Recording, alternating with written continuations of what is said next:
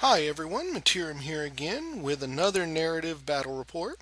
And we've got a great one here tonight. It's the Dwarfs and the Empire versus the Warriors of Chaos and the Ogre Kingdoms in a 2-on-2 battle line scenario with each player having control of 2,000 points. So it was a lot of fun, so let's go ahead and jump right in it with the narration. The bloodthirster Baldragor was in a foul mood. He chafed at being under the thumb of Melisandre, and it was only made worse by being forced into her plots against the Snowmane clan. But he could neither argue her power nor the hold she had over him, so he entered the Snowmane camp as he was bid. The signs of worship from the warriors he passed did little to placate the hulking demon, and by the time he forced himself into the tent of the skull-taker Angvar, he was radiating his fury like a beacon. Faced with the bared power of the bloodthirster of Khorne, Angvar dropped to his knees. "Speak to us, great bloodthirster. What does the blood god command?" Baldragor snarled, barely resisting the urge to tear Angvar to shreds. "You are being given a great gift, skull-taker of the Snowmane. Allies of the Hammerfell clan are coming to gain vengeance for their kinsman's defeat at your grandfather's hands." "Then we will crush them," Angvar responded. "Silence! I did not come to listen to your posturing," the demon screamed. "These dwarves of Clan Odheim have conscripted the Empire men of Longingsbrook, and now outnumber you significantly. The blood god will not lose what you have gained here. He commands you to take the wealth you have stolen from the Bretonnians, and buy the allegiance of the White-Tooth Ogre clan. Together you will crush the dwarves and their human servants, and give no less than 1,000 skulls in offering to the blood god to prove your worth." The prospect of the coming battle quickened Angvar's pulse, as did the thought of its obvious importance to the blood god to have sent such a servant as Baldragor to bring him this news. Would this be his chance for ascension like his grandfather? If so, he would not be found wanting. "As you command. Blood for the blood god, and skulls for his throne." Alright, so here is our battlefield for this team game. Everything's pretty normal, with the exception of where you see this L-shaped stone wall in the middle of the board. At the top of that statue is a sinister statue. At the right side of that pyramid structure is a sorceress portal. There's also a second sinister statue at the lake on the right-hand side, so that was causing problems pretty much for the whole game. Beyond that, none of the other terrain really came in to effect very much. So let's go ahead and get on to the deployment, starting with the Dwarf Empire team. So starting on the left, the dwarves have a unit of 15 Thunderers. Next to that is a unit of 30 Empire Greatswords with full command in the Razor Standard. Next to that is a Dwarven organ gun and a Master Engineer, a Dwarf Engineer there behind it. And then there's a unit of 20 Dwarven Longbeards with full command, shields, and the Rune of Stoicism. Behind them is a Dwarven Cannon with the Rune of Forging on it. Next to that is an Empire Great Cannon. Then that large unit is a unit of 37 Hammerers with full command. In that unit is the Dwarf King Ogrim Grudge Hammer. He has the magnificent armor of Boric Beetlebrow, 2 runes of might, a rune of speed, Oathstone, and shield. There is also the Thane Oda Borikson, who is his BSB with a great weapon and the Master Rune of Grungy. And the runesmith Doric Grozson with 2 runes of spellbreaking and a shield. And then at the right end, you can see the Empire Hellblaster Volley Gun. And here you see a unit of 4 Demigryph Knights with full command and the Banner of Swiftness. And you can barely see him hiding behind that building there, but that is his level 4 Battle Wizard with Lore of Metal. He has the Sword of Striking, the Book of Ashur, and a Talisman of Protection. And here we see the remainder of the Imperial forces holding everything down. There is The big unit there is a unit of 60 halberdiers with full command. There is on the right a detachment of 10 archers, and on the left a detachment of 5 free company. Behind that is the second Imperial Great Cannon, and inside the unit of halberdiers there is the warrior priest that serves as his general, and he has the armor of meteoric iron. You will notice that the Imperial forces do not have a battle standard bearer. That's because the Empire player figured that being that this is the remnants of what survived the last battle, it didn't make much sense for anything but the one character to have escaped, or the two characters that did escape in that last battle to be playing in this one. So Empire's going in it with no BSB. And starting on our right-hand side, we have a unit of 3 Yetis. Next to that is a unit of 5 Chaos Warhounds with poison attacks. And behind them is a unit of 3 Skull Crushers of Khorne, with Angvar the Skull Taker, the Warriors of Chaos General, who is on his Juggernaut. He has the Sword of Swift Slaying, the Charm Shield, and the Talisman of Protection. The Talisman of Preservation. Then, continuing from right to left, we have a unit of 25 Chaos Warriors Mark Khorne. They have full command and the Banner of Rage on the unit. With them is the Exalted Hero of Khorne, Ulfir the Blood Drinker. He is the battle standard bearer for the Warriors of Chaos and has the Razor Standard. Next to that is a unit of 20 Chosen of Nurgle. They're bearing the Gleaming Pennant. And with them is an Exalted Hero of Nurgle, Durian the Blighted, who has the Helm of Many Eyes, a Potion of Toughness, and the Poisonous Slime upgrade. And then holding down our center, you see a unit of 5 Ogre Bulls with full command, and 2 single Saber Tusk. Then I have my unit of 9 Iron Guts with full command, and they have the Standard of Discipline. In that unit is my General, Chog the Toothy, my level 4 Slaughtermaster to the lore of the Great Maw. He has the Sword of Striking, the Armor of Destiny, and a Dispel Scroll. Also within that unit is Gat the Old, my battle standard bearer. He has the Dragonhide banner on him. And the far left there, you see a unit of 6 Lead Belchers with a Bellower.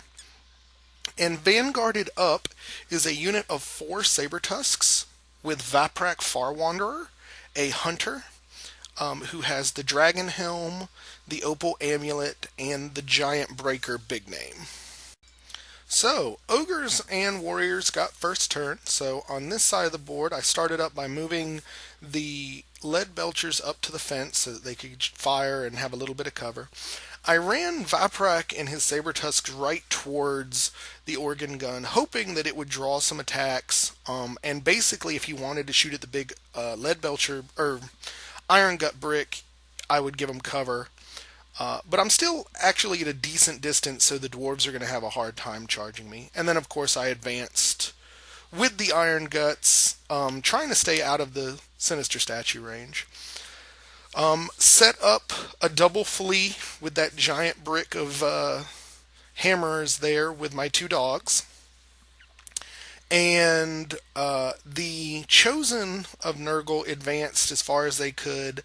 I wanted to hang back with the Ogres for a little bit because I want them to catch that unit of Demigryphs and then let me come into the side of it and get some Ogre charges there, I think.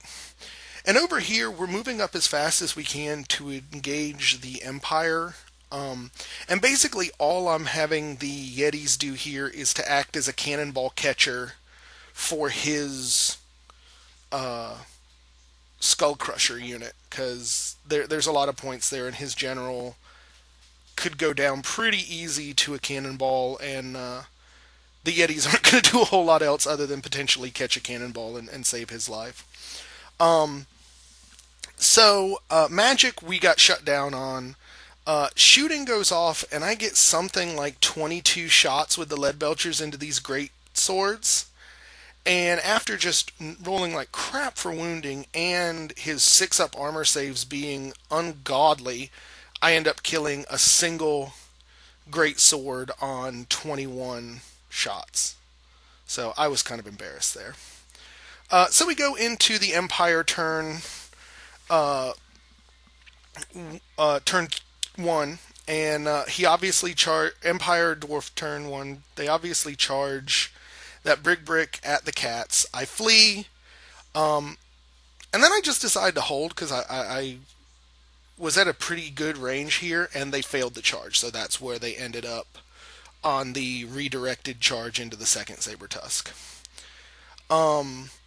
Here he had to actually swift reform and move his dwarf warriors back, or dwarf longbeards back, so that the two cannons would be able to get a shot at the ogres that are coming.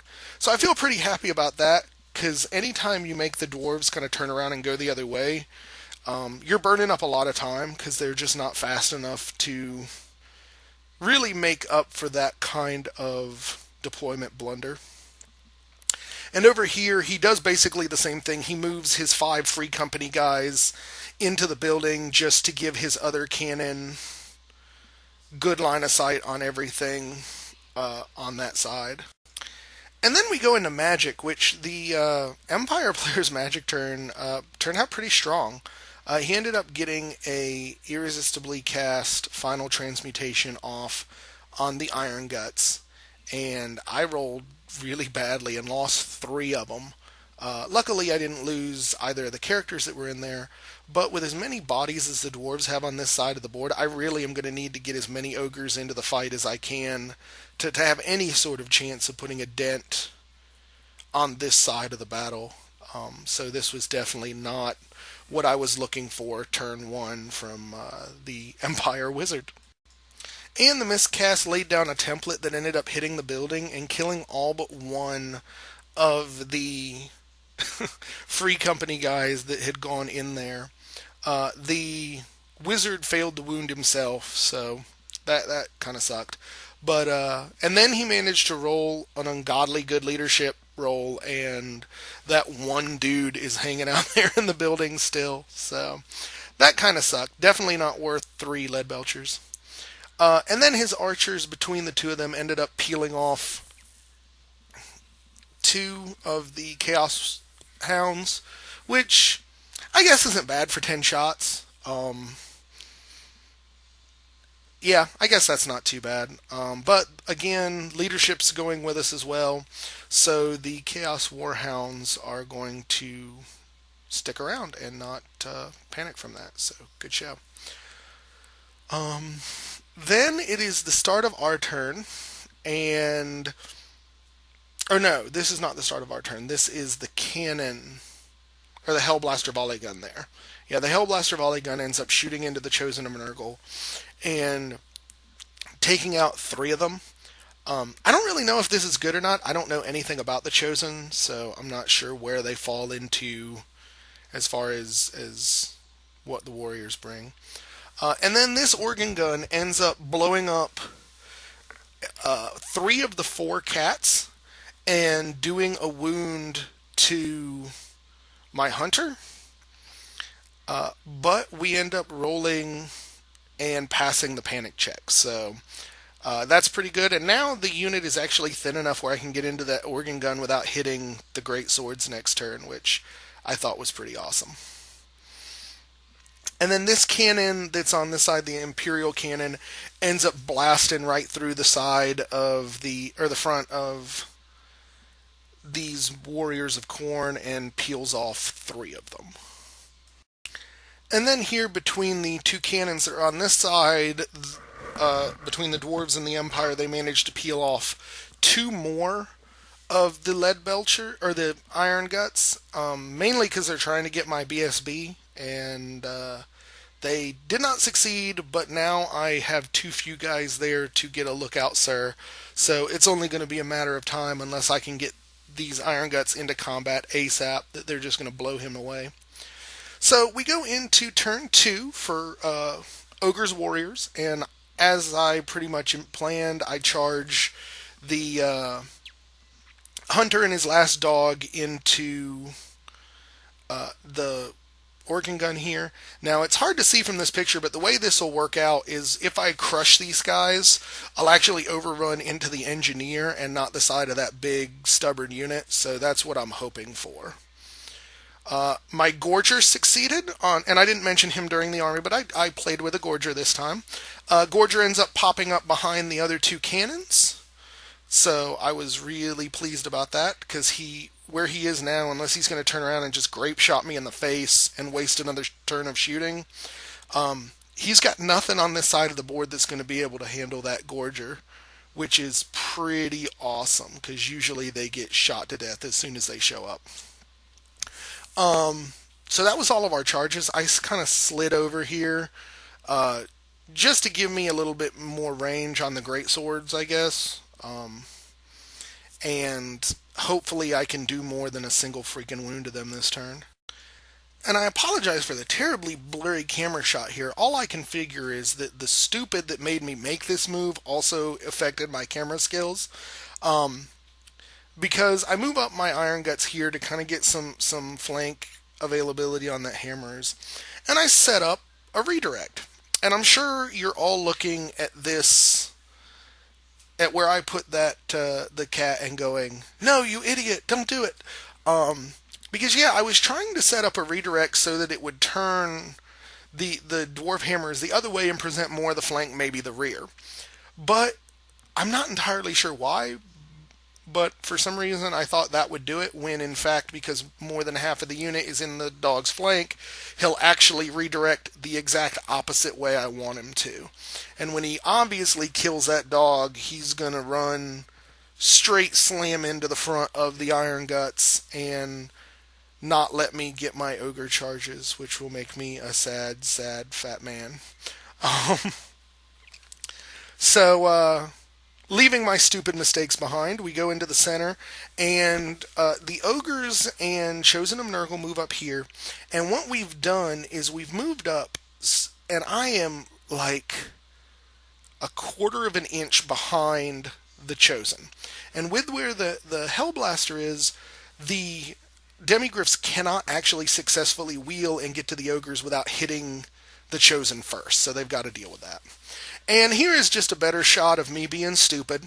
Looking back on this now, I'm just slapping my forehead. But the stupid part about it is I didn't even realize that I had made the mistake until after he declared his charge, and I said, "I'm standing," and then he moved into the flank, and I was like, "Oh, holy crap," and realized how screwed up that was.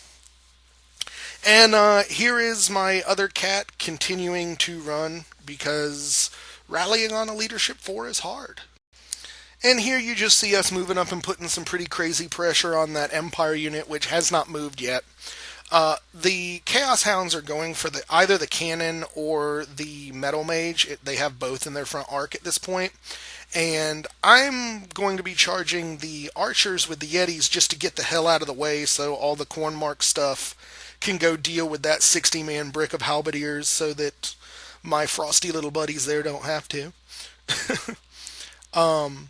So we go into shooting, and the lead belchers remember how to pull the damn trigger, I guess. We got shut down on magic again, no big whoop. But I end up taking better than 2 ranks off the back of the great swords, and I think he's got 15 or 16 of them left, something like that. So I'm not all that threatened by them anymore. And then we go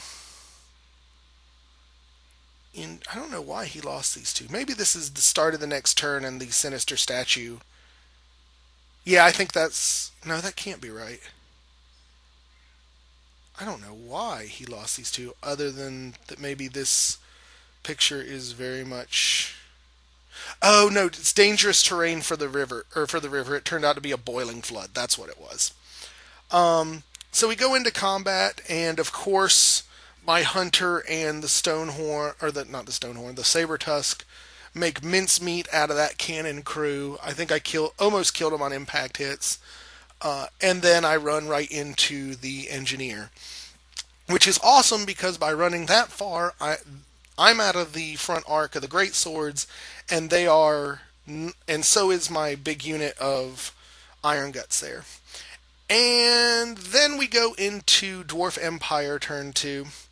And this is where I realized my stupid mistake. There's nothing that cat is going to do to even be a speed bump for those guys. And once they overrun, they're going to clip the front of that Iron Gut unit, and I can pretty much kiss the Iron Gut unit, my BSB, and my general goodbye as soon as that hammer horde hits them.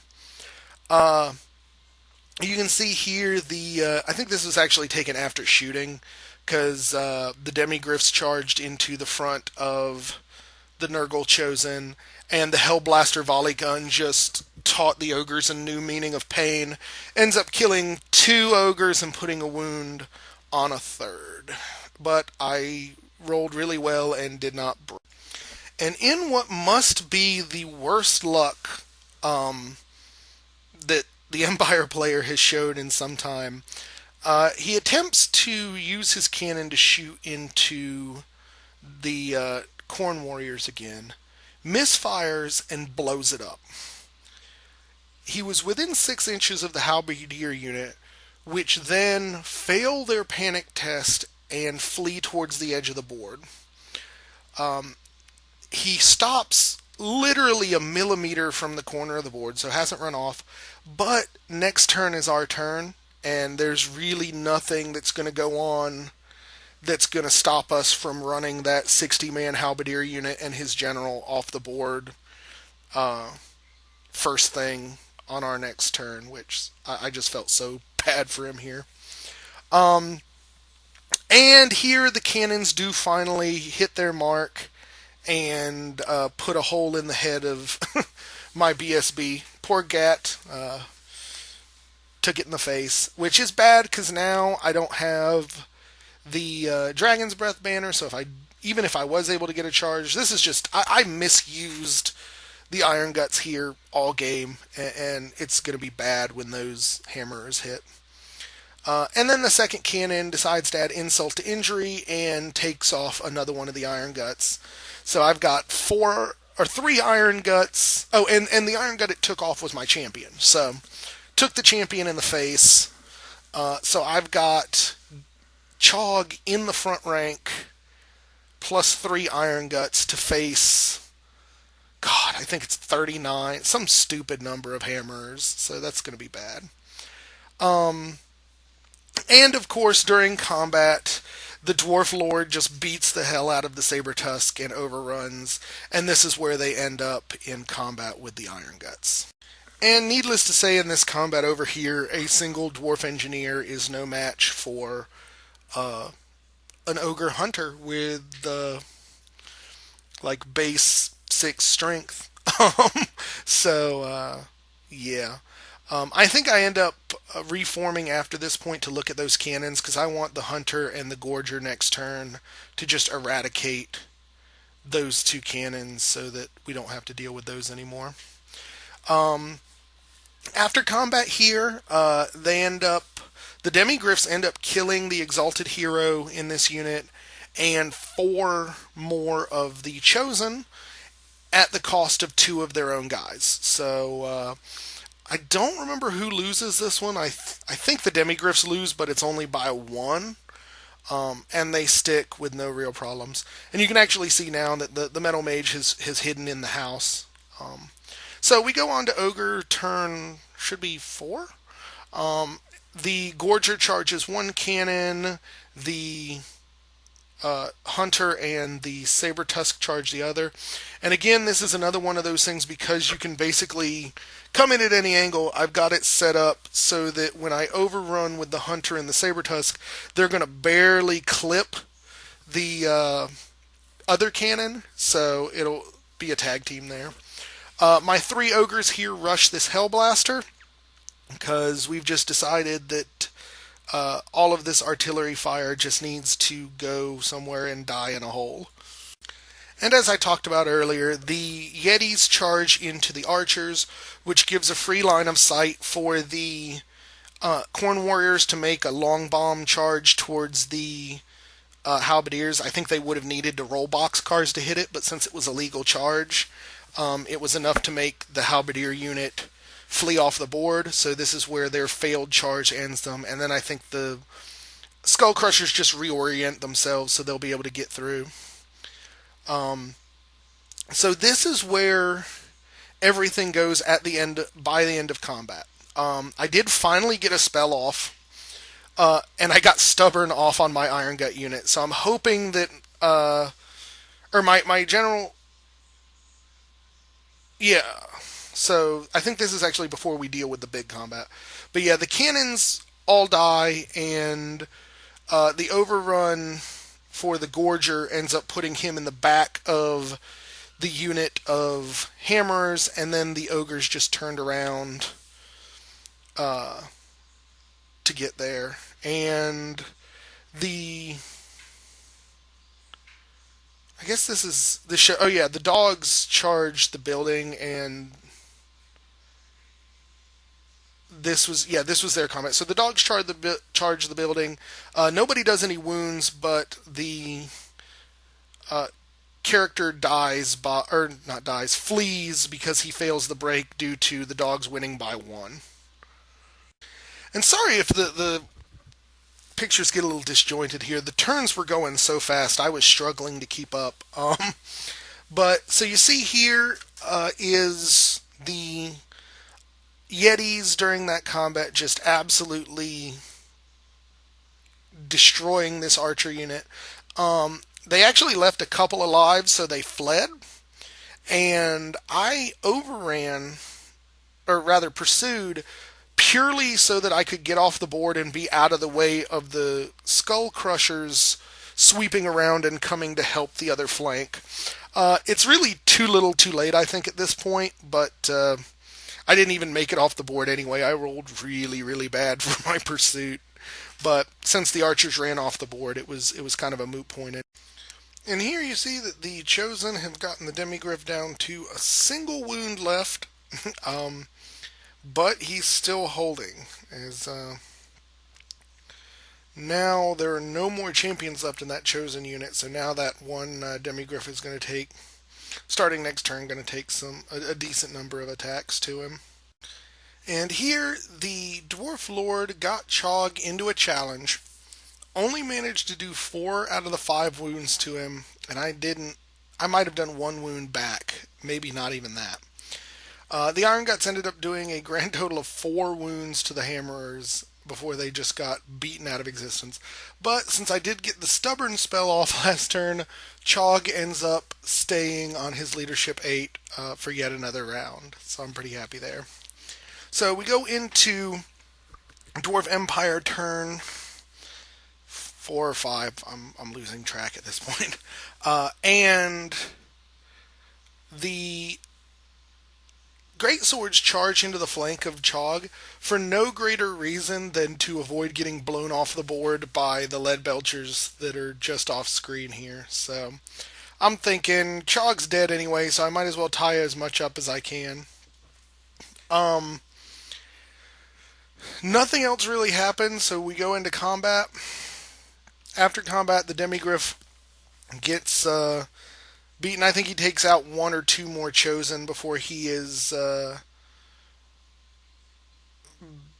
broken. I guess he would have had to have been broken because they ended up there. So, yeah, broken and run down. Then over here, it's our turn, and this is actually our turn after combat.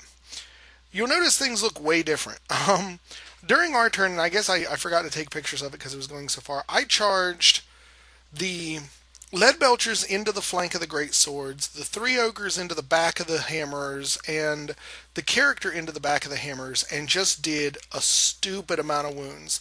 The figures you see there directly behind the fight is not another unit. That's actually the wounds that the Ogres did slamming in. And of course, when they basically killed the iron, or the great swords or overran, so it turned into just this big, massive, gross combat. And I did a ridiculous amount of wounds that I really had no right doing. But of course, the hammerers are stubborn and they stuck. So then, with nothing else, we go into the Dwarf Empire turn. Well, I shouldn't even say Empire turn. They've been wiped off the board at this point. But they charge in the Longbeards into the flank of the Leadbelchers, and at this point, the combat goes south. The Leadbelchers end up breaking. The Ogres are killed to a man, but my character ends up holding. But all that's left of that hammer unit is the champion. The Leadbelchers did run off. So then I guess this is Ogre turn, or top of turn 6. Of course, finally those characters turn around and just beat the ever-living hell out of Voprock and his cat. And the Longbeards there do not pursue my Leadbelchers, but my Leadbelchers didn't rally, so they're continuing to run, which you can see here. And this is pretty much where he stands. Excuse me. Where he stands at the end of top of turn 1. Long charges. Not really much else is going to be made. So this is pretty much, I think, the second to the last picture. The dwarves are going to try a charge, but don't even come close, and this is where they end up failing. And you can see he also moved the Dwarf Lord out of the way, so yeah, this is pretty much it. There's nothing left of the Empire on the board, and the Dwarves have hardly lost anything. There's also nothing left of the Ogres on the board, but the Warriors have hardly lost anything. And this is just kind of an overview of the battle. Ignore those Ogres at the bottom. Those are casualties. I think all I've got on the board left at this point are the 3 fleeing Leadbelchers and my 3 Yetis who survived the whole fight. But you can see up at the top there is pretty much the entire Warriors of Chaos group, as well as the Dwarves. So this one came out really, really tight, and we'll get to the wrap-up in just a moment. Angvar's juggernaut let out a huffing grunt as it crushed a dwarf who was laying on the ground dying. The Skulltaker surveyed the field as his men gathered the dead and dying. The Ogres had done well, and the riches lost to pay for their allegiance was a paltry sum compared to the wealth of master-crafted dwarven weapons and armor that they had gained. As his gaze turned about the field, it fell upon a large and bloated figure approaching from the east. It was the mysterious boar-hide cloaked man that had joined the Snowmane and the White-Tooth in the fight. Angvar tightened the grip on his axe, ready to slay the man for deigning to approach him. The figure looked bloated with disease, his skin covered with oozing sores and pustules. The man stopped a few yards away and dropped to one knee before he spoke, his voice raspy and choked with phlegm. "O great Skulltaker of the Snowmane, I am Durian. My men and I have come from Loningbrook. We are servants of Grandfather Nurgle. We come to you as his gift shower upon our countrymen. It is you who have made it possible for all our prayers to be answered. We owe you and your Snowmane a debt for this, and so I offer myself to your will." Durian's words were punctuated by a fit of coughing. Angvar leaned back in his saddle as the juggernaut dug at the dirt with its hoof. "What is this Loningbrook?" Dorian looked towards the direction the Imperials had fled. "The dwarves your mercenaries faced, they sacked our town. Conscripted the men here today against you," he trailed off wheezing. "Cowards aligning themselves with fools. They must all be given a lesson. If you swear to yourself to the Snowmane, you will do this task. My daughter and her raiders are camped to the south. You and she will pursue these cowards and butcher them to the last." "Yes, great Skulltaker," Durian responded before staggering to his feet, his limbs struggling against the fever. As Angvar watched the champion of the Unclean One gather his men and begin their march south, he shouted to his warriors, his voice booming across the field. "Gather these dwarf skulls quick! The blood god awaits them!" So, as I'm sure you guessed from the narrative, victory went to the Warriors of Chaos and the Ogre Kingdoms. But it was a very, very close game. It ended up the Warriors and Ogres won by, I believe it was 110 points. So it was very, very close. Really came down to a few bad dice rolls on behalf of the Empire player, but in general, I really liked the team I brought, although I just absolutely misused my Iron Guts. For a character that most folks think is subpar, I thought the Hunter did an amazing job. Maybe I was just getting lucky with his rolls, but he ended up putting in a lot of work. And for once, the Gorger even earned his points back, which is very unusual. I actually stopped playing the Gorger for a long time because he just wouldn't do anything. He'd show up and just get shot to death by ballistic base shooting. Uh, I would have liked to have seen the Warriors of Chaos get in on more of the action, but I think we had paired off so that I was going to deal with mostly the Ogres, he was going to deal with the Empire, and the Empire kind of collapsed in on itself with that one failed panic check. And by the time that had happened, he couldn't get over to support me in the middle. Which is interesting because the same exact thing happened with the Empire and the Dwarves, is that they were just too split up to support each other, just like we were. So it was kind of strange in a lot of ways, with the exception of the occasional random spell turning my Ogres to gold. It was more like two small battles going on the same table rather than a team battle. But all in all, I had fun. In fact, we all had fun with the possible exception, well, I say almost certain exception of the Empire player. And with that, and the last few games, as I'm sure those of you who have been watching have noticed, he's had just a really bad run with them. He is actually going to be giving up the Empire. This is his last game with them. I'm buying them from him, so I'm going to be picking up my 5th army with the Empire, and we'll see if I do have any better luck with them. They're definitely different than anything else I've been playing, so I'm kind of looking forward to the challenge that they present and seeing how well that works. I'm hoping to go ahead and get in a game with them next week and just see where it goes. Don't worry though, this player is not dropping off of the face of the earth. He is just going back to his original army of Britonia and Dark Elves. So he will still be playing with us, so no worries there.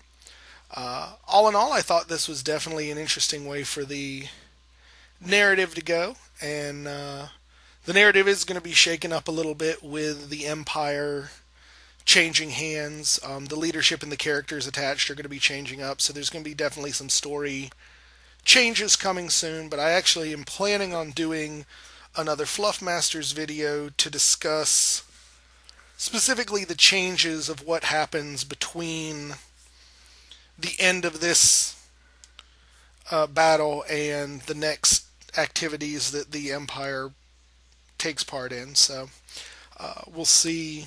Hopefully it won't be too big a shock for people, and most of the storylines will keep alive. They're just kind of changing how they go about. But all in all, it was a fun game.